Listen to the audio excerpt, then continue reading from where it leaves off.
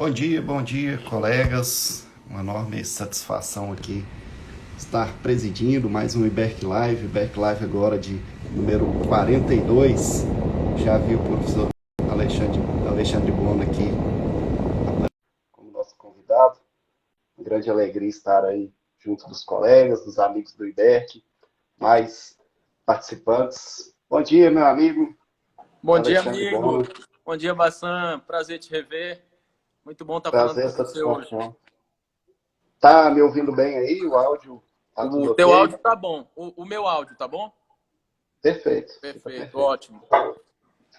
Então, primeiro eu gostaria de agradecer a presença de todos aqui. Já vi o nosso querido presidente Nelson Rosenwald marcando presença. Sempre uma honra estar junto com os colegas aí. E, professor Lona, eu já confesso que há um tempo estou ansioso por esse momento. É um tema que muito me interessa, né? A questão do dano moral. Acredito que todos os juristas passam por essa dificuldade de trabalhar essas questões controversas. O professor, então, né, na sala de aula, sempre tem um aluno, o primo, meu vizinho e tal. E aí eu estou aqui na esperança de que você traga mais luzes para nós sobre esse tema, que é um tema tão importante e ao mesmo tempo tão complexo. Então, sem maiores delongas aqui, mais uma vez cumprimentar a todos, dizer que o IBERC é o instituto que tem oferecido conteúdo de forma gratuita, conteúdo de qualidade. Então, se você não segue aí, siga a nossa página, siga o nosso perfil também no YouTube, que essa live aqui, junto com outros eventos do IBEC, são sempre disponibilizados lá no YouTube de forma gratuita. E dizer que hoje aqui a grande estrela do nossa apresentação, o professor Bono. Então, eu agradeço mais uma vez em nome do IBEC aqui pela aceitação do convite, pela disponibilização do tempo. A gente sabe que é algo dos mais preciosos hoje dos professores e colegas trabalhando aí na área jurídica. E vou te apresentar, professor Bono, aqui de forma bem sucinta, né, pelo currículo, mas é sempre importante a gente dar uma, uma demonstrada de a linha acadêmica ali que o profissional seguiu. E só para dizer que o professor Alexandre Bono é doutor, mestre, graduado em Direito pela Universidade Federal do Pará, professor de graduação e de pós-graduação também, pareceirista de diversas revistas consolidadas e de grande qualidade aqui no Brasil, como a Civilística, a Quest Juris, a Redes. É também associado, fundador e diretor adjunto do Instituto Brasileiro de Estudos de Responsabilidade Civil, IBERC, além de ser advogado. Então, professor Alexandre Bona, muito obrigado mais uma vez por ter aceitado o convite, por estar aqui conosco hoje. E gostaria de iniciar, o professor Bona caiu aqui, só um minutinho. Peço a gentileza dos colegas que estão assistindo aí, só confirmar se o meu áudio, o meu vídeo está beleza. Tá ótimo. Eu que apertei no botão sem querer acabei saindo, mas eu escutei tudo que você falou. Não, menos mal, é porque, infelizmente, a gente sofre, né, com essas operadoras de internet no Brasil. Mas, professor Alexandre Bona, te fiz a apresentação aqui, mais uma vez, muito obrigado pela presença, pela participação. E algo assim que é notável no seu currículo é que o dano moral ele é um assunto que sempre esteve presente aí nas suas pesquisas. Dá para ver ele desde a época da graduação. Eu ainda achei bem legal o fato de você ter seguido toda a sua carreira na Universidade Federal do Pará, né? E isso, eu acho bacana isso, porque muito provavelmente você é um defensor da universidade de onde fez a sua carreira, né? E eu gostaria de saber, que eu acho interessante também para todos que estudam sobre esses temas polêmicos, como que surgiu o interesse seu pelo assunto, o dano moral, né? Qual foi a questão bem pessoal mesmo, né? O que te fez aprofundar o assunto sobre esse tema? Perfeito. Muito obrigado, Pedro Bassan. Arthur Bassan, primeiro dizer que é uma honra estar com você. Já li seus textos. Também te admiro muito como pesquisador. O IBERC, como sempre, né, promovendo o fomento da pesquisa no campo da responsabilidade civil. Então, também é mais uma honra por esse motivo. Bom, de fato, tenho uma grande gratidão pela Universidade Federal do Pará, que me abriu as portas para a pesquisa nessa temática. Claro que eu acabo dialogando com outros temas, né? Tenho artigos no campo da jurisdição constitucional, no campo do processo civil, mas, de fato, 90% de muitos artigos meus envolve a temática do dano moral, seja na identificação, seja na quantificação. E aí eu vou te explicar como surgiu essa pretensão. Primeiro que a pós-graduação na UFPA é em Direitos Humanos. Segundo, que eu tive que escolher uma linha de pesquisa civil, porque todo o meu estágio e todas as pesquisas que eu já tinha feito era sempre no civil. Então, eu fui obrigado a escolher uma linha de civil e entrar num programa de pós-graduação em Direitos Humanos. Então, eu precisava tratar de algum aspecto do direito civil que envolvesse, pelo menos, a dignidade da pessoa humana. E existem muitas dimensões do direito civil, muitas camadas que têm a dignidade da pessoa humana como o fio condutor, como o elemento nuclear. Como você discute a guarda, o melhor interesse da criança, o reconhecimento de novas formas de família, a pensão alimentícia e os direitos da personalidade. Aí eu parei nos direitos da personalidade. Eu vi os direitos da personalidade. Bom, quais são as formas de proteção desses direitos? Bom, os direitos da personalidade a gente pode fazer cessar o ilícito, né? A gente pode impedir que aconteça, né? Cessar a ameaça. E tem lá no finalzinho do Código do artigo 12, assim como sem prejuízo, né, das perdas e danos. Eu falei, opa, eu não quero saber de obrigação de fazer, de não fazer, que isso já aí não é um assunto tão rico, mas eu quero estudar as formas de reparação do dano aos direitos da personalidade. Aí fui logo para onde, né? Pro Miranda, professor de Coimbra, peguei o livro dele, Direitos da Personalidade, Anderson Schuraiber, né? O Tratado de Responsabilidade Civil, e comecei a estudar os direitos da personalidade nessa dimensão da reparação. Então, é claro que os direitos da personalidade, eles são muito mais amplos do que simplesmente reparação ou compensação por dano moral. Você pode falar de ortotanásia, de distanásia, doação de órgãos, né? Planejamento familiar, dentre muitas coisas que não têm a ver com dano moral, né? Mas uma das dimensões mais importantes é exatamente o dano moral. E eu percebia na minha prática como advogado que era um assunto maltratado.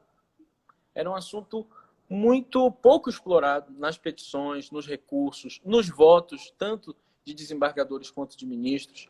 E mesmo quando o STF tratou da questão, mais especificamente no caso do preso em situação degradante, eu percebi uma certa falta de respaldo um pouco mais teórico para tratar desse dano moral. Tanto é que eles fixaram R$ 2.000 de indenização, com um viés pragmático, consequencialista, na linha mesmo do Posner, né? Mesmo que no sentido de dizer, todos os presos estão em situação degradante, a consequência de um valor justo de indenização seria uma inviabilidade orçamentária, então o valor vai ser de R$ 2.000, porque todo mundo vai entrar, né? Então eu comecei a perceber uma certa tecnia e disse, eu quero aprofundar, eu quero mergulhar a fundo no aspecto dogmático, nacional, estrangeiro, filosófico, para tentar compreender o máximo que eu puder sobre esse grande instituto. Bacana, professor. E eu gostei da sua expressão maltratado, porque é maltratado no sentido literal mesmo, né? Às vezes você pega petições, decisões, você fala, meu Deus do céu, né? E aí a pergunta, professor, e essa eu gosto de falar, na pergunta que vale 1 milhão, né? Qual que seria o conceito, portanto, que a gente traz dentro do sistema jurídico brasileiro de dano moral? Um conceito, como você muito bem disse, né, essa busca dogmática, e você mencionou aí o livro do Anderson Schreiber, o livro dele de responsabilidade civil, parece que é uma luta o tempo inteiro, né, querendo trazer um dogmático, uma certa segurança para os operadores que trabalham com a área de responsabilidade civil. Qual que seria o conceito, vamos dizer assim, mais adequado ao nosso sistema que você conseguiu trazer em suas pesquisas? Essa é a pergunta de R$ 1 milhão, né? Mas vamos fazer o seguinte, vamos estabelecer algumas premissas, né? Para a gente tentar chegar num conceito de dano moral. Primeiro ponto importante. A ordem jurídica, ela protege uma dimensão que não é patrimonial, econômica do ser humano? A gente vai responder sim. Porque o direito não protege só a propriedade privada, nem minha conta bancária. O direito protege a minha integridade física, a minha integridade psíquica. O direito protege a minha liberdade, a minha igualdade. Então, o direito protege certos bens jurídicos, né, que estão relacionados ao ser humano pela sua condição de ser humano. O direito possui certos bens jurídicos que não se compra no mercado, que não se compra no shopping, que não se compra no supermercado, que eu possuo porque eu tenho personalidade. Nasci com vida e até a minha morte eu os possuo. Pois bem, esses direitos, que a gente pode chamar de extrapatrimoniais, porque o próprio Anderson Schreiber, por exemplo, no Direitos da Personalidade, e todos os livros de direitos da personalidade dizem que uma das características dos direitos da personalidade é a extrapatrimonialidade. O que significa dizer o seguinte, que a extrapatrimonialidade é que os direitos extrapatrimoniais, eles não possuem uma quantificação imediata econômica. Eu não consigo dizer que a morte do meu filho custa tanto. Eu não consigo dizer que eu ter sido torturado, eu ter ficado 3 dias de cancelamento de um voo sem hotel, sem nada. Eu não consigo dizer de imediato quanto é que isso vale. Porque estão relacionados de forma umbilical ao aspecto mais essencial do ser humano. Ok. Contudo, muito cuidado. Existem pretensões que nós temos que não são patrimoniais. São pretensões que nós temos de cunho existencial mesmo, que não são protegidas pelo direito. Isso é importante ser dito. Por exemplo, o interesse que eu tenho que o assassino do meu filho não dê nenhuma entrevista em jornal. Foi o que aconteceu com o Drauzio Varela e com a Globo. Como a gente viu, a Globo foi condenada, junto com o Drauzio, a pagar R$150 mil, de forma absurda, na minha opinião, ao pai da criança que foi assassinada pelo transexual, que foi entrevistado pela Globo. Veja, essa pretensão é uma pretensão existencial que não é protegida pelo direito. Porque os presos, os condenados, os assassinos, os estupradores, eles têm a sua pena a restrição de liberdade. Mas claro que eles podem ser entrevistados, especialmente no caso que a Globo não falou sobre a criança, a Globo não mencionou o nome da vítima, a Globo não falou sobre os crimes que ele praticou, a Globo perguntou ao transexual como era a vida dele na penitenciária, o que ele sofria. Então, quando o juiz vai lá e condena R$150 mil, ele está tendo uma visão deturpada da responsabilidade civil, porque ele está cobertando o interesse existencial. É o interesse, não falado, que o assassino do meu filho não aparece em nenhum lugar mais. Mas é um interesse que não é cobertado, não existe nenhum princípio mais abstrato que se possa deduzir essa interpretação. Diferentemente do caso da Glória Pérez. Porque o assassino da filha da Glória Pérez, da Daniela Pérez, ele ia no Ratinho, ele ia nesses programas de barra pesada, de balanço geral, não sei das quantas, ele ia falar sobre o crime, sobre como foi a facada, sobre como foi a tesoura, onde ele comprou a tesoura.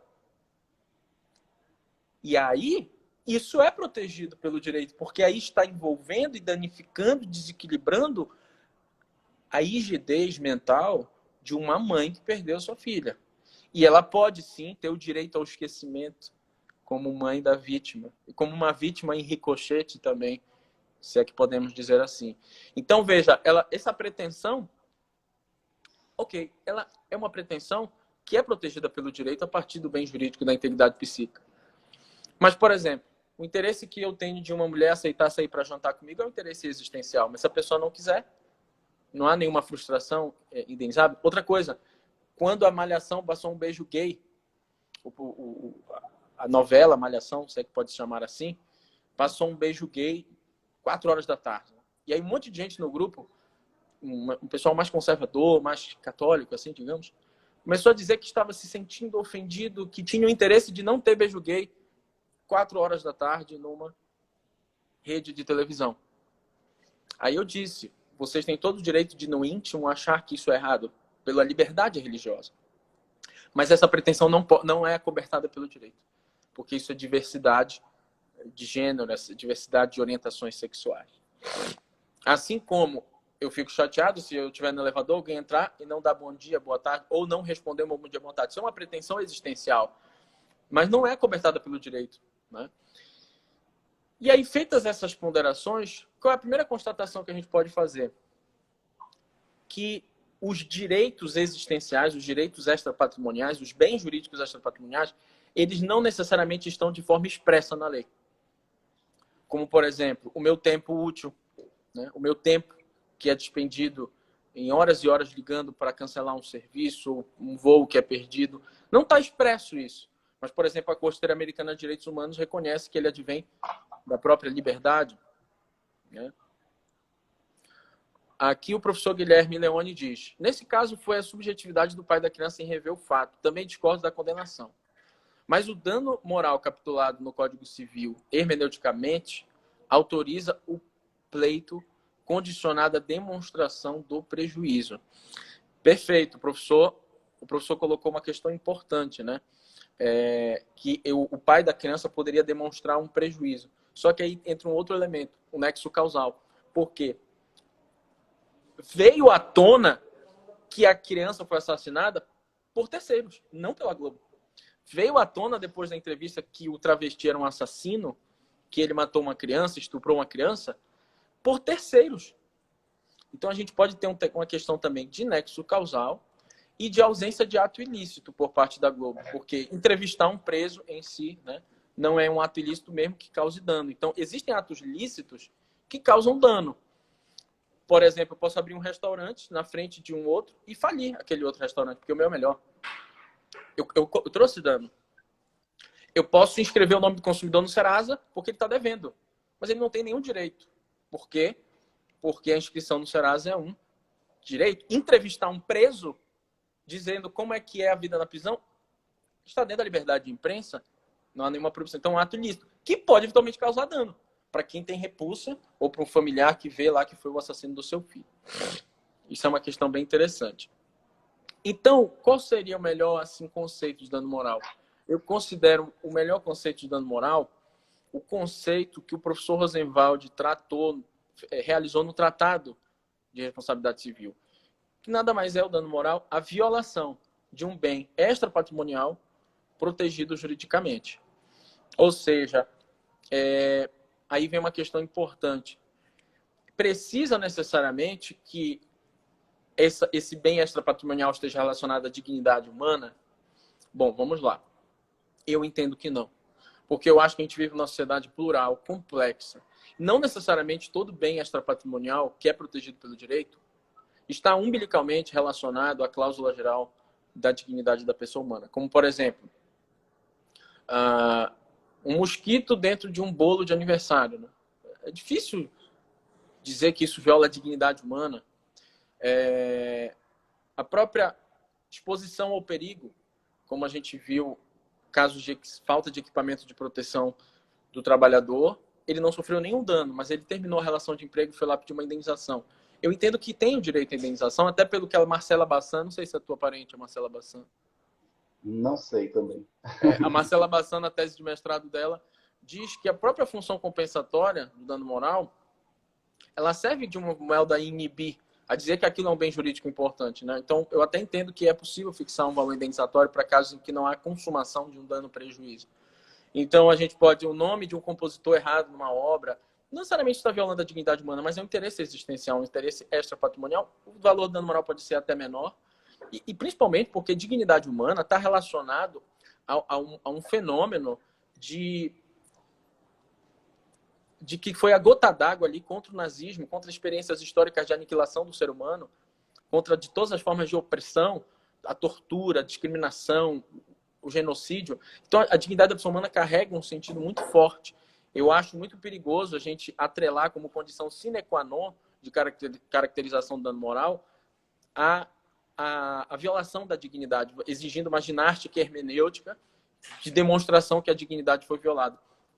É possível, então, ter um bem extrapatrimonial, como na Inglaterra chamam de non-pecuniary, né?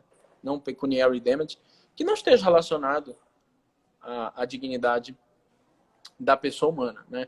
E o professor Felipe Braga Neto e o professor Rosenwald também trabalham isso um pouco. A necessidade de pensar no dano moral um pouquinho além da dignidade da pessoa humana.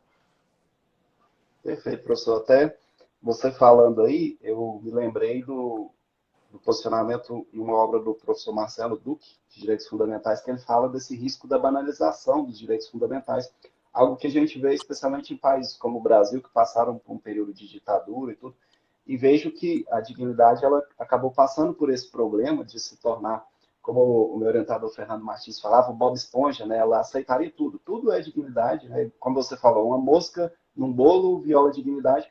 E aí, quando a dignidade se torna tudo, ao mesmo tempo ela se torna um vazio dogmático, no momento que a gente vai pensar no direito como uma ciência também prática.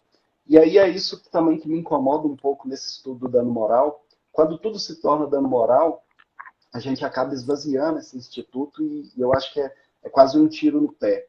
E dentro da minha área de direito do consumo, então, direito do consumidor, isso é um problema seríssimo, vai até aquela falácia da indústria do dano moral. E aí a pergunta que eu te faço, mais uma pergunta, né, que vale 1 milhão, é como que a gente consegue, portanto, sem banalizar o Instituto, identificar esses interesses extrapatrimoniais que são protegidos juridicamente, sem que se proteja tudo e qualquer tipo de dano, como você muito bem falou, seja considerado um dano moral ou qualquer tipo de, vamos pensar assim, de infortúnio, de discussão, de problema, prejuízo. Como que a gente faz a baliza para identificar esses interesses que são protegidos? Perfeito. Basicamente, Arthur, pela intensidade. Por quê? É natural na vida e sociedade o choque. O choque, a beligerância, a animosidade, a divergência, a frustração, a agonia, o estresse, a dor, o sofrimento. É inerente ao convívio social certas agonias, né? Certos descalabros.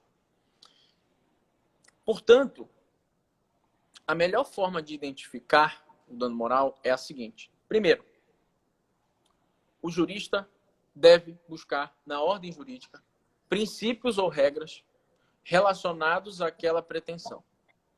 Então, por exemplo, a pessoa diz assim, que ela é mãe de uma criança com síndrome de Down. Tá? E a escola negou matrícula à criança com síndrome de Down, dizendo que não tinha vaga. E a mãe tem uma prova que no dia seguinte, uma semana depois, eles começaram a admitir outros alunos. Ou seja, não admitiram porque a criança tinha síndrome de Down. Tá? E essa mãe procura um profissional do direito para saber se isso configura uma possibilidade de indenização. A primeira coisa que eu preciso analisar é o seguinte, essa pretensão de matricular a criança e essa conduta de não matricular porque a criança é uma pessoa com deficiência, existe na ordem jurídica a pretensão assegurada ali, a matrícula, a não discriminação? Primeira coisa que eu tenho que olhar, a partir dos princípios e das regras. Automaticamente, tanto pela Constituição, quanto pela lei de inclusão, quanto pelos tratados internacionais de pessoas com deficiência, a gente vai chegar à conclusão que aquela conduta foi ilícita. Pois bem, mas o prejuízo, a consequência lesiva, ela foi patrimonial? Não. Porque daqui a pouco ela vai para uma outra escola e matricula. Não foi patrimonial. A consequência lesiva foi no âmago do ser humano. Foi em relação ao seu tratamento discriminatório. Foi no seu aspecto existencial de viver a vida boa. Então, essa correspondência é a primeira tarefa do jurista. Ele precisa analisar na tábua valorativa, na tábua axiológica, uma leitura civil, constitucional e de outras leis também extravagantes, se aquela pretensão é acobertada pelo direito. A pretensão de que o meu voo saia no horário correto, né? A pretensão de que eu queira cancelar um serviço ou trocar um produto e tenha uma resposta adequada, tenha canais de comunicação. Tá? Porque se eu tenho essa pretensão na tábua axiológica da ordem jurídica, a conduta violou um bem extrapatrimonial nesse caso. Agora, cuidado, por quê?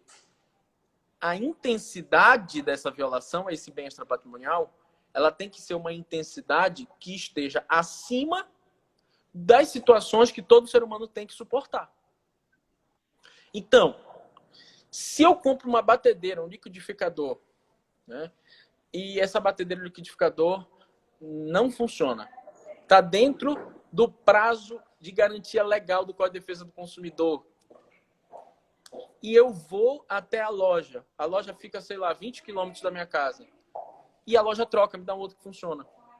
Eu posso dizer que aqui houve dano moral porque eu tive que ir na loja trocar um produto? Peraí, isso usurpou teu tempo? Usurpou. Isso afetou um pouco o teu estresse? Afetou. Tá, mas essa intensidade que afetou certos bens extrapatrimoniais, essa intensidade, ela é uma intensidade que se equipara a situações que todo ser humano vive no seu dia a dia? Ou ela é uma intensidade que está acima, que extrapola, que ultrapassa, que transborda esses dissabores do cotidiano? Essa análise tem que ser feita. Porque o que é o mero dissabor ou aborrecimento? Ele é a violação de um bem extrapatrimonial, numa intensidade mínima. Sabe o cara quando baixa o vidro do carro no trânsito e xinga a tua mãe? Ou te xinga? Ele está ferindo um bem extrapatrimonial, que é a honra subjetiva.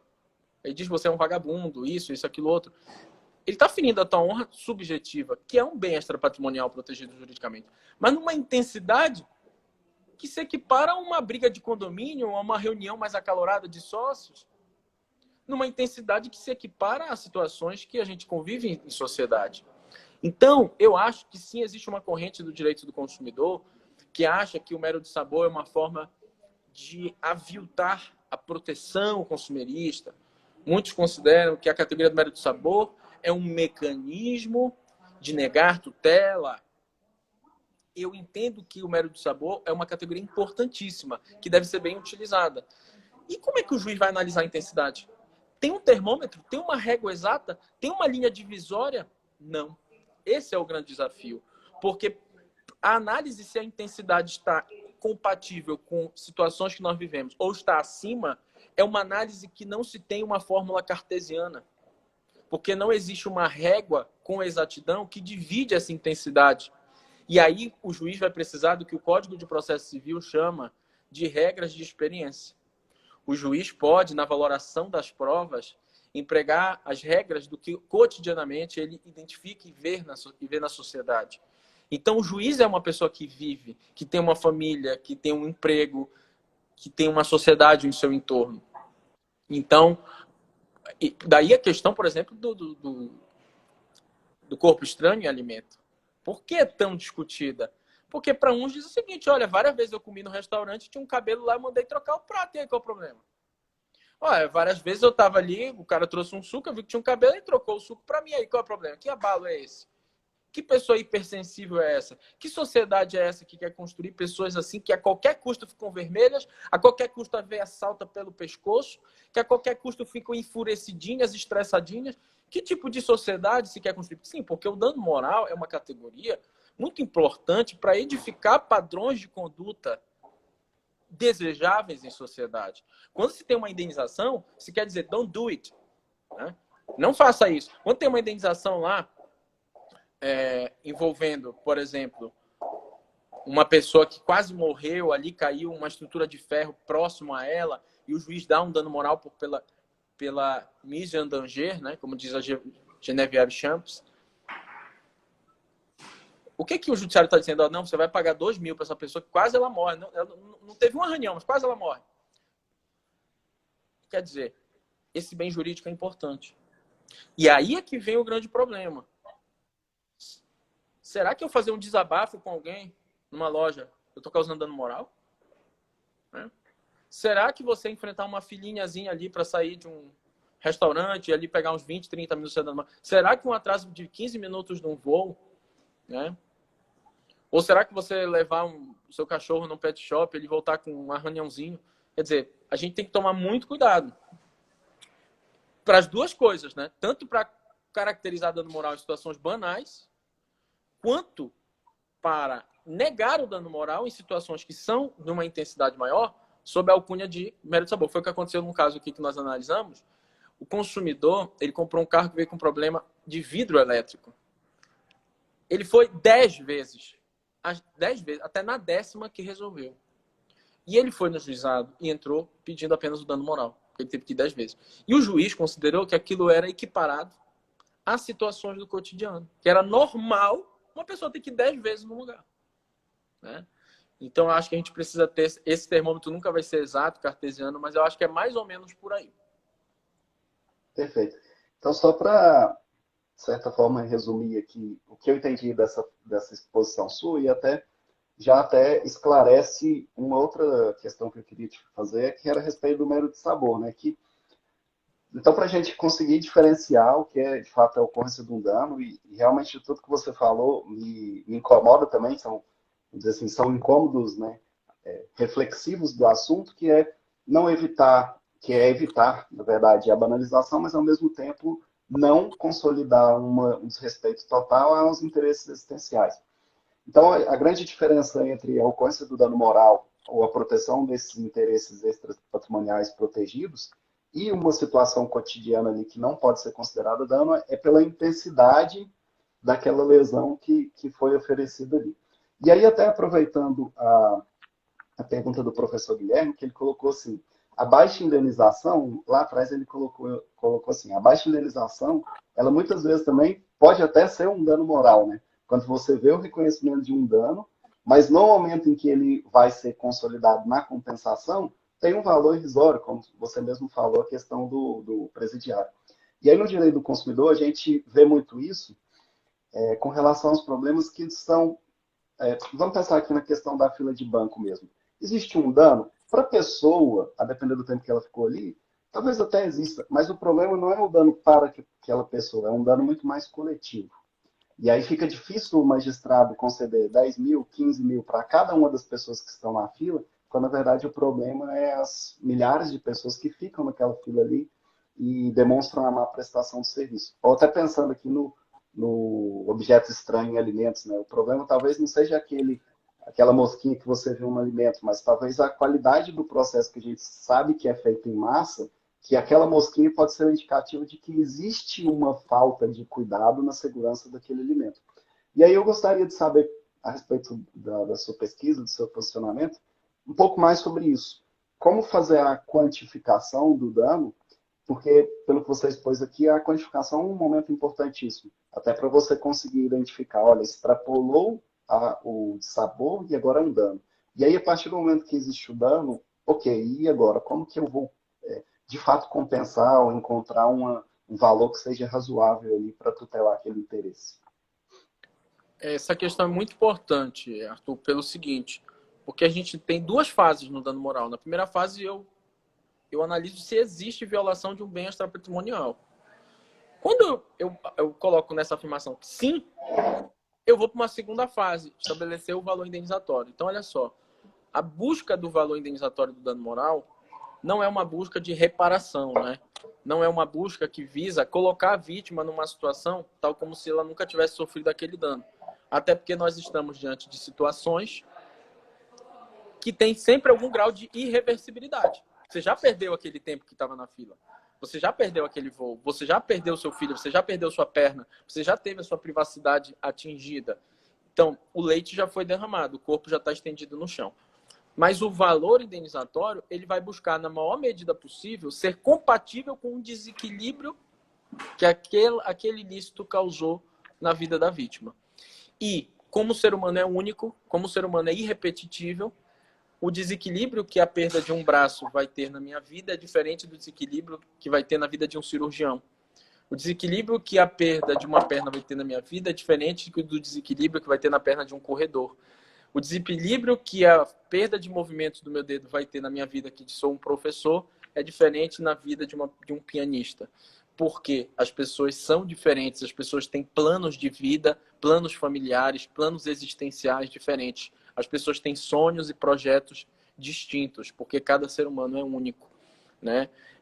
Diferente dos outros animais, né? Os outros animais nascem com o mesmo propósito, né? Basicamente, de vida, né? Uma girafa nasce com o mesmo propósito que outra girafa. E o ser humano não, a partir do lugar onde ele vive, dos valores que ele cultiva, das ações que ele escolhe, ele passa a traçar certos caminhos, né? Então, a grande dificuldade qual é? É que não existe também uma forma exata de investigar o desequilíbrio causado. Não existe. Inclusive, na Inglaterra, eles falam muito isso, né? O professor Donald, que é um parceiro do IBEC, me falou isso pessoalmente, inclusive. Quando o juiz dá 10 mil euros de indenização para uma pessoa que perdeu um dedo na fábrica, o advogado sempre pode perguntar o seguinte: por que não 100? Por que não 100 mil euros? E o outro advogado da outra parte pode perguntar: por que, excelência, não foi 1.000 euros só? Foi só um dedinho. Não existe uma forma cartesiana. Agora, o que existem são parâmetros, são balizas, né? E essas balizas, elas são ignoradas pela maior parte dos juízes brasileiros. Os juízes brasileiros, no final da decisão de dano moral, ele diz: considero que houve dano moral porque violou a honra, porque violou a integridade física, porque violou a integridade psíquica e, atendendo à função compensatória, fixo o dano moral em X, né? Infelizmente, essa é a prática jurídica brasileira. Não se tem um compromisso mais forte, mais intenso com esses requisitos, né? como é o grau de reversibilidade, o modo como aquilo afetou o dia a dia, os afazeres domésticos, o grau de impacto nos projetos de vida, né? A própria intensidade da dor, a duração dessa dor, do sofrimento, que se houve, né? Embora não seja uma condição sine qua non, a perda do prazer de realizar certas atividades, né? A perda de laços sociais. Então, existem muitos parâmetros que a doutrina vem trazendo que podem auxiliar numa justificativa, até porque o juiz, ele não é eleito. Então, a forma que ele tem de garantir a sua legitimidade em interferir na esfera jurídica das pessoas é fundamentar a sua decisão, né? E em matéria de dano moral, justificar também o valor, até para que a parte, tanto uma quanto outra, possa até recorrer dizendo que aqueles requisitos não foram bem explicados, como eu já fiz num caso em que uma senhora ficou com um problema no ombro. Ela ficou com uma dor no ombro no acidente. A juiz foi lá e fixou em 100 mil, dano moral. E eu trabalhei os requisitos, dizendo que aquela dor no ombro não afetou a profissão, não afetou os afazeres, os projetos de vida, que a intensidade da dor não é tão grande a ponto de chegar neste valor. Eu fui trabalhando todos os requisitos. E agora estou esperando o julgamento da apelação. Então, é basicamente isso. A gente precisa investigar o desequilíbrio danoso. E cada desequilíbrio danoso na vida de uma pessoa vai ser particular. Pelo que é muito importante a fase de instrução, né, de um processo. A fase a instrutória. Perfeito, professor Bono. Até nesse aspecto aí, talvez faça muito sentido as exposições do professor Miguel Reale, né, quando trabalhando ali com o nosso Código Civil de 2002, quando ele falava que é preciso o direito civil sair daquela pessoa em abstrato e ir para o homem concreto, né, ou para a pessoa real. Perfeito. E ali as suas condições sociais, econômicas. No direito do consumidor, a gente fala muito disso, da vulnerabilidade, e agora com o projeto que trouxe os superinfundamentos, ganha ainda mais repercussão, né? E talvez seja a grande dificuldade, quando você fala, poxa, para identificar o dano e para quantificar, precisa entrar, de fato, no caso concreto e ver aquela pessoa que está ali naquela situação. E aí isso me trouxe, até me identificando um pouco com a sua situação, porque quando eu entrei no mestrado, que era um mestrado que tratava de direitos fundamentais, e eu na área de direito privado, acabei escrevendo sobre os contratos existenciais, que passa muito por essa questão de interesses extrapatrimoniais e tudo. E aí a minha pergunta é, partindo dessa problemática, como você muito bem disse aí, que tem a questão do ser humano ter propósitos diversos, diferentes ali de animais, por exemplo, quais seriam os fundamentos bem filosóficos mesmo, para a gente identificar não só o reconhecimento do dano moral, mas também o diálogo que ele tem com essa questão de interesses existenciais, de uma forma geral, e o próprio dever de compensação, né? Como que a gente pode pensar na filosofia por trás disso, que, óbvio, apesar de, quando a gente pensa na filosofia, a gente está jogando para o abstrato novamente, mas ela não deixa de ser um raciocínio necessário para você trazer um diálogo com o concreto, né? Quando a gente pensa exatamente o que você falou. É diferente você compensar uma pessoa que teve que amputar a perna, quando ela é uma pessoa que tem uma vida, vamos dizer, normal, e quando ela é uma pessoa que tem como hobby correr maratonas. Então, eu queria ouvir um pouco de você sobre essa questão filosófica, porque ela foi uma questão que me trouxe muita angústia também quando eu estava no mestrado, para jogar para dentro do direito essas questões de cunho existencial e que, evidentemente, tem uma diferenciação quando a gente pensa de uma pessoa para outra, e o caso concreto ganha um destaque, né, maior. Perfeito. Na verdade, a filosofia, apesar dela jogar a gente para o abstrato, ela tem um papel importante, como você colocou. O direito civil do século XXI ele está em constante expansão, né? Ele está em constante crescimento. Então, para onde nós vamos? Qual vai ser o farol que vai guiar para onde nós vamos? Se a gente tiver só como base o texto legal, é muito pouco. Existe uma justificativa filosófica por trás do texto legal. Então, eu trabalho muito com o direito natural. Então, por exemplo, os bens humanos básicos, trabalhados por Aristóteles na Ética Nicômaco, trabalhados por Tomás de Aquino na Suma Teológica e por John Finnes, né, no Direito Natural, Lei Natural, assim como por Robert P. George e Mark Murphy, essa nova escola, né, do direito natural contemporâneo, eles trabalham a ideia de bens básicos. Esses bens básicos, eles são o quê, na verdade? Eles são aspectos essenciais para que o ser humano possa florescer. São aspectos essenciais para que o ser humano possa alcançar o que Aristóteles chama de eudaimonia, a felicidade, ou realização integral, em John Finnis. Na verdade, então, esses bens básicos que eles chamam de outros nomes, né? Eles chamam lá de experiência estética, jogo, sociabilidade, eles chamam de outros nomes, razão prática.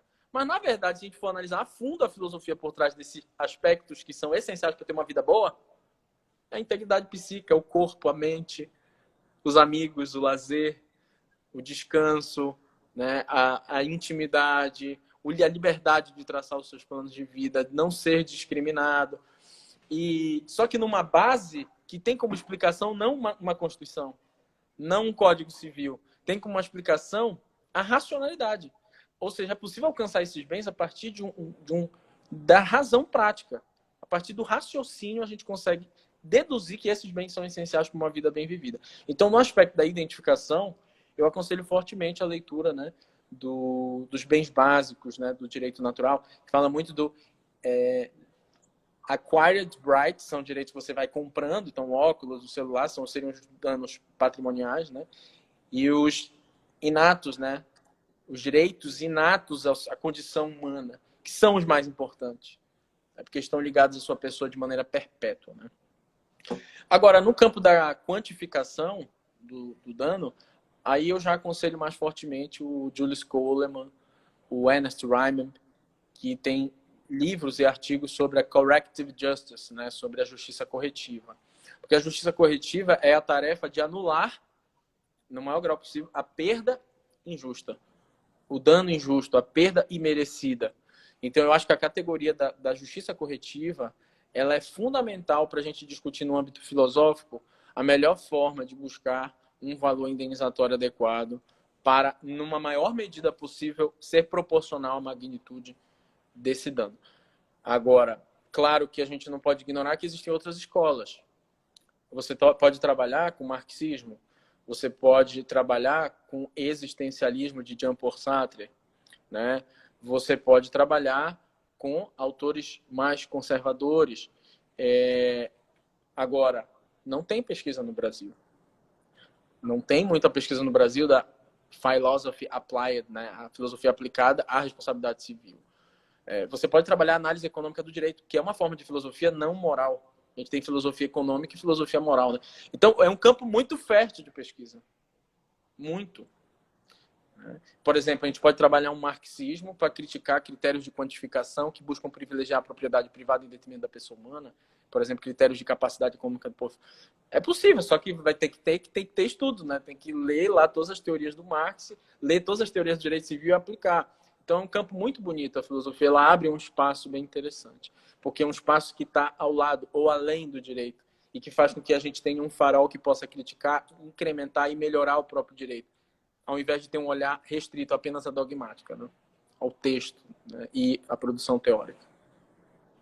Bacana, professor. Você falando até dessa questão marxista, existe aí, eu já compartilhei com alguns amigos dessa, de certa forma, angústia, né, de uma incoerência sistêmica que a gente tem. Por exemplo, quando você pega, vamos pensar na relação de consumo, uma prática muito comum. Uma empresa de internet, telefonia, insere ali uma cobrança indevida, ou mesmo uma instituição financeira, coloca aí uma tarifa na sua conta. E aí você muitas vezes não percebe aquilo, no final do ano somou lá algo próximo a R$ 400. Pensando em prejuízo de um bem jurídico, vamos dizer assim, desse comportamento, e que eu estou falando de uma prática dolosa. E a instituição colocou uma tarifa lá que não devia, de maneira... Você consegue ver o dolo pelo Reclame Aqui. Várias e várias pessoas reclamando que não contratou aquele serviço de antivírus na sua internet, ou serviço de jogos, e ele apareceu lá. Se você pensar nesse comportamento, na lesão ao bem jurídico, e o comportamento de um furto, por exemplo, eles são muito próximos, quando a gente pensa em prejuízo que deu à pessoa ali. Só que quando você olha a sociedade e a forma com que os próprios instrumentos políticos estatais encaram um furto de um som de um automóvel, por exemplo, a polícia persegue o sujeito, eles batem no carro. E, por outro lado, muitas vezes você entra com uma ação solicitando ali que seja a repetição do indébito e vem o STJ e fala, peraí, você para repetição tem que ter a má-fé, né? E aí, aquilo que o professor Nelson Roosevelt sabe muito mais do que nós, vem o lucro ilícito, que ele é maravilhoso no âmbito coletivo. E aí a gente tem essas violações de interesses, e aí, ó, gente, pensando aqui no diálogo com o nosso tema, o tempo que você passa e perde ali tentando resolver esses problemas coletivos, e quando você joga isso em vários consumidores, é totalmente desconsiderado. E a gente pode pensar num fundamento filosófico importante por trás disso, e eu penso que o marxismo ele aparece aqui como uma justificativa interessante, né? De um lado você está punindo uma multinacional, do outro lado é um sujeito que mora marginalizado ali e que está furtando por N razões. Né? E aí, professor Lona, já avançando aqui, até pela minha ansiedade de sugar um pouco mais de você, o problema do dano moral em Reitzer. E aqui eu já vou até, como diz aí no futebol, né? Vou lançar a bola para você dentro da área. Eu escrevi um artigo há pouco tempo sobre o caso Cirela, que foi um caso paradigmático aí dentro da LGPD, porque foi uma das primeiras sentenças que usou de fato a LGPD depois da sua vigência. Entendeu que a violação dos dados pessoais ali do consumidor, ele geraria esse dano em Reitzer a partir do momento em que teve um compartilhamento entre a empresa Cirela e outros parceiros, sem autorização do consumidor, e o que acabou gerando um certo incômodo nele, e me parece que foi também uma das razões do dano, porque ele recebeu publicidades de outras empresas relacionadas ao contrato que ele tinha com a Cirela, que era um contrato de um imóvel. E aí, logo em seguida, essa sentença ela foi reformada pelo Tribunal de Justiça de São Paulo. E um dos argumentos do tribunal é de que não é possível falar que a mera violação dos dados pessoais geraria esse dano moral em Reitzer. E, mais uma vez, a gente tem, eu já vi até no IBEC, destaca aqui o professor Romualdo, que levantou essa questão esses dias, a questão do dano moral em Reitzer. É possível a gente falar nisso? Até que ponto precisamos ter cuidado e traçar limites para pensar nesse dano moral presumido? Olha, Arthur, isso é uma das questões mais tormentosas e mais importantes do direito civil atual, pelo seguinte: uma mulher foi assediada pelo chefe, pelo superior hierárquico dela, ela foi apalpada nas suas partes íntimas e ela tem provas disso, tá? E ela entra na Justiça do Trabalho. O que o juiz vai exigir dessa mulher? Que ela diga o quê? Que ficou com depressão? Que ela teve que ir para um psicólogo? Que ela tenha que provar que ser apalpada nas nádegas trouxe algum outro desequilíbrio na vida? Que ela chorou? Que ela sofreu? Né? Ou uma mãe que perdeu um filho, né? Eu estou falando aqui de situações mais graves, né? Vai provar o quê? Que sofreu, que chorou? Né? Ou, como já tem consolidado na súmula do STJ, o Reinaldo Gianecchini é fotografado com uma Coca-Cola e colocam ele num jornal lá, numa página do jornal, e ele processa. Tá. Ele tomar uma Coca-Cola prejudicou os trabalhos dele, prejudicou as novelas, prejudicou na casa dele, a casa dele tá ótima. Como o Luciano Huck, acabou de acontecer, o nome dele foi colocado no outdoor, na Barra da Tijuca, dizendo assim, o Luciano Huck comprou aqui, compre você também. Só o nome. Ele conseguiu 100 mil de dano moral. Salvo engano, até contra a Cirela. E eu pergunto, aquele uso indevido do nome do Luciano Huck é um direito da personalidade, né? É um direito existencial, não é patrimonial. Afetou a vida dele, o trabalho dele? Que tá tudo perfeito na casa dele, no trabalho, tudo normal. Não afetou em nada. Só que você invadiu um espaço inerente do ser humano. O seu nome, ou pode ser a sua intimidade. Porque se o direito não for tratar com indenização, for só, digamos, remover o nome, se a tutela for só de obrigação de não fazer, nesse caso do nome, o que vai acontecer? Eu vou ficar rico. É muito fácil ficar rico, Arthur. Sabe por quê? Eu vou fazer um curso de 10 aulas, aí eu vou pegar o Luiz Roberto Barroso e vou pegar a foto dele e dizer assim, eu comprei o curso do Bona, é muito bom, comprem vocês também. Eu vou pegar o Robert Alex, colocar o Robert Alex numa caixinha de diálogo, comprei o curso das 10 aulas do Bona, é só comprar também, muito bom.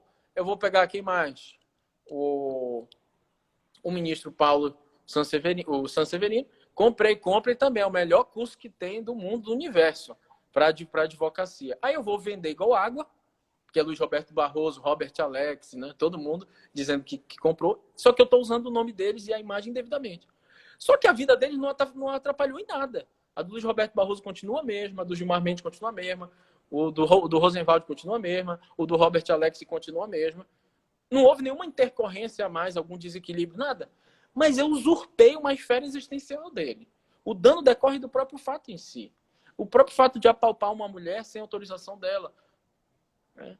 O próprio fato de pegar um dado que é meu, uma informação que é minha, como uma doença que eu tenha, e repassar para alguém. Ou o meu contato telefônico. Eu acho que é demasiado, numa sociedade extremamente complexa que a gente vive, tecnológica, exigir, em alguns casos, esse desequilíbrio a mais. E esse precedente da Cirela me causou muita preocupação, porque muitos professores, né, se posicionaram no sentido de serem contrários ao dano em ré ipsa no caso do vazamento de dados. O que é um precedente perigoso, se for acabar sendo esse o precedente, né, seria um precedente perigoso, porque o assunto do momento é dados. E aí isso seria um permissivo para violação de dados. Tem sanções administrativas? Tem. Tem multas? Tem. Realmente, isso aí é um argumento importante. Porque, não vai ter indenização para o consumidor, mas ele vai ser autuado pela Autoridade Nacional de Proteção de Dados. Então, faz algum sentido. E ouro a essas pessoas que são contrárias ao dano in re ipsa, nesses casos de vazamento de dados, fazendo coro a elas, né, que elas podem ter algum grau de razão ali. Inscrição no Serasa, sinceramente, vamos nos despir das nossas preconcepções.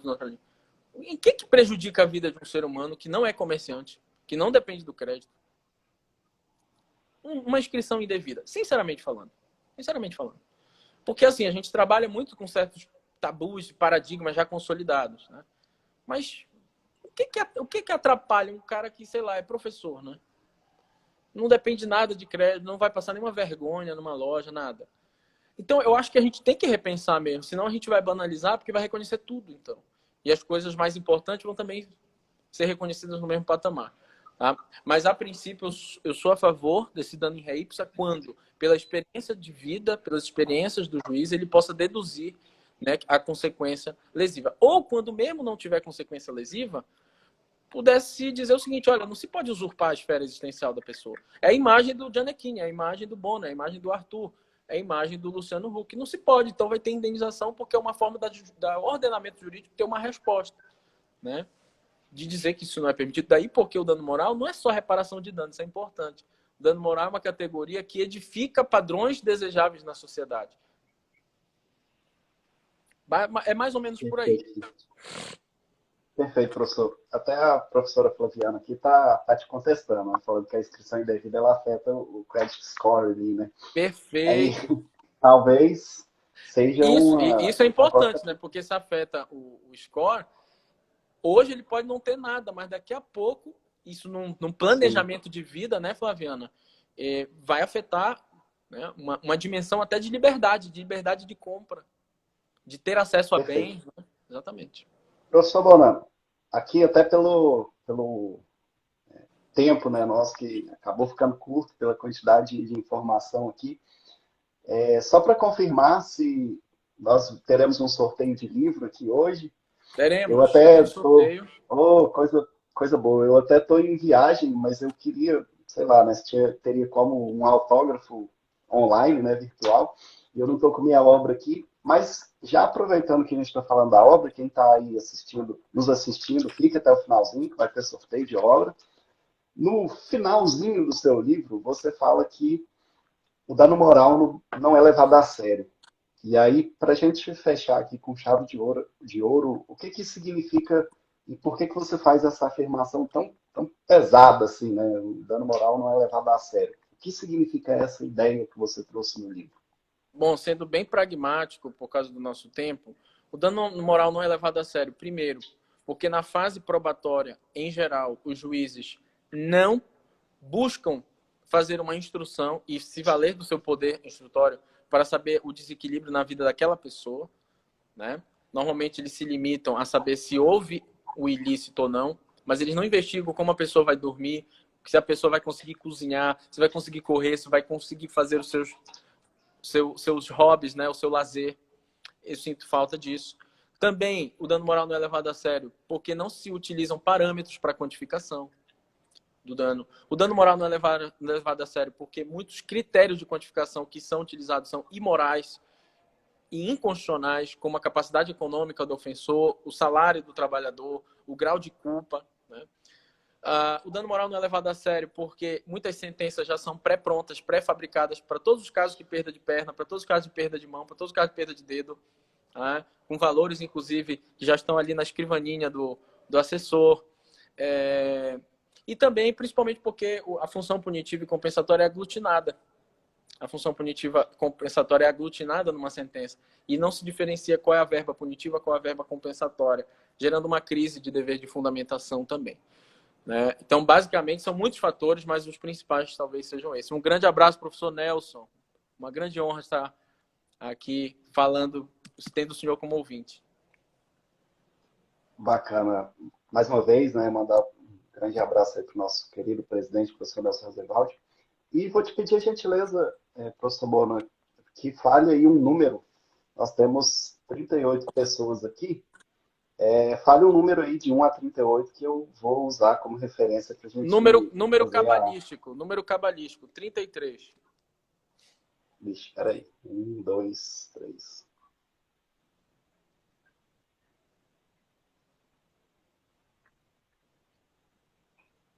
Valeu, Rafael. Grande abraço, amigo. 33, Fábio Von Grapp.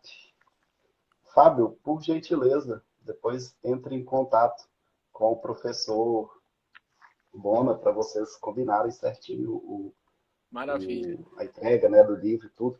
E, professor Bona, mais uma vez, muito obrigado. Para mim é uma enorme honra estar aqui contigo essa manhã. Aprendi bastante, me esclareceu alguns pontos aqui, né, que a gente sempre tem, apesar do estudo, da pesquisa, a gente tem uma, como eu gosto de dizer aqui, é uma angústia mesmo, né, uma angústia acadêmica, e foi um enorme prazer te ouvir. Para quem está nos acompanhando aí mais uma vez e não segue, siga o perfil do IBERC aqui no Instagram, muito conteúdo. O IBERC tem oferecido conteúdos com frequência, de forma gratuita, como a live aqui de hoje. Siga o perfil do IBERC no YouTube, que vai ficar à disposição, essa live aqui e várias outras. O professor Fábio aí já dando o alô aí, né? Fábio, fique à disposição aí. Grande Fábio, grande Romualdo, meu parceiro de violão. Querido Romualdo. Tem uma bela obra também sobre dano enorme, uma referência para todos nós, professor Romualdo. Então, mais uma vez, em nome do IBERC, Bona, eu agradeço. Convido todos os presentes aí para continuar seguindo o trabalho do IBERC, seguir o professor Bona, que também constantemente tem produzido, né, para nós assuntos dos mais diversos envolvendo responsabilidade civil, direitos humanos, como você muito bem falou. E encerro aqui de coração te agradecendo. Foi um enorme prazer fazer esse bate-papo contigo, suave e ao mesmo tempo com uma porção de novos conhecimentos e novas abordagens aqui para nós. Obrigado, mais uma vez também eu agradeço. Agradeço o IBERC aqui, todos os presentes. E pode fazer aí a sua exposição final, fica à vontade. A luz aqui é toda sua hoje. Tranquilo. Eu queria agradecer. Gostei muito do bate-papo. A gente pode marcar outras vezes, inclusive, até presencialmente em congressos, né, fazer seminários, parcerias.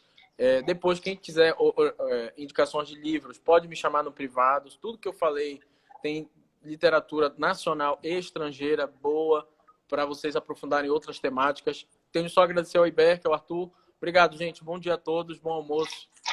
Obrigado, Arthur. Abraço. Bom dia para todo mundo. Obrigadão. Foi um prazer.